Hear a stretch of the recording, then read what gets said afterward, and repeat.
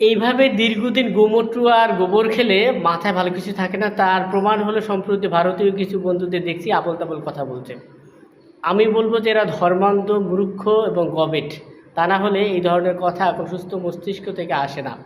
অথচ তোমরা ভালো করে জানো যে কাশ্মীর পাকিস্তানের অংশ হতে যাচ্ছে এবং পাকিস্তান সেটা নিয়ে চিন্তাও করে। সেভেন সিস্টার ভারত, চীন যে কোনো সময় দখল করে নিতে পারে। অথচ তোমরা স্বপ্ন দেখো বাংলাদেশ দখল করবে। আরে মামা, নিজেদের মাথায় তেল দাও। তোমাদের বেশ কিছু রাজ্য আছে যেগুলো স্বাধীনতা কামনা করে। সুতরাং বাংলাদেশ নিয়ে চিন্তা ভাবনা করলে তোমাদের পুরো ভারতের মধ্যে একটা বিশৃঙ্খলা সৃষ্টি হবে। আর সবচেয়ে বড় কথা হলো, তোমাদের এইসব গুজব, এইসব নাটক বাংলাদেশে খায় না। কারণ আওয়ামী লীগ সরকার নেই। এখন কেউ সাধারণ জনগণকে বলতে পারবে না যে আওয়ামী লীগ সরকার ক্ষমতায় থাকলে ভারত বাংলাদেশের দিকে চোখ তুলেও তাকাতে পারবে না। সেই দিন আর নেই মামা। এখন বিএনপি সরকার ক্ষমতায়।